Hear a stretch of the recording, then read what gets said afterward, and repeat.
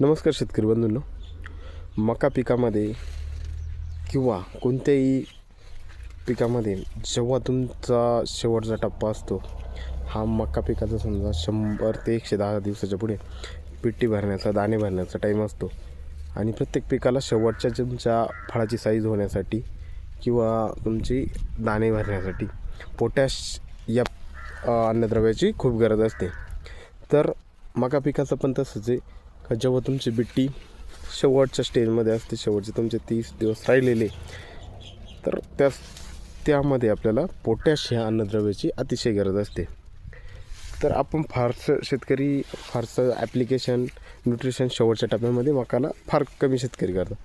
तर ह्यावेळेस आपल्याला काय करायचं आहे, आपण बेसल डोस किंवा दुसरा डोस 1-2 डोस टाकलेले असतात.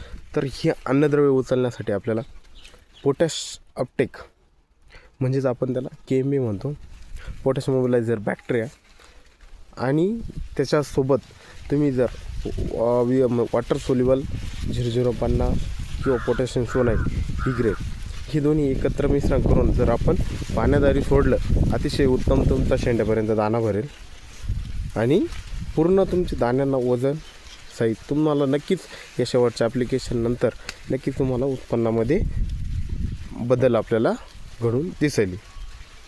धन्यवाद.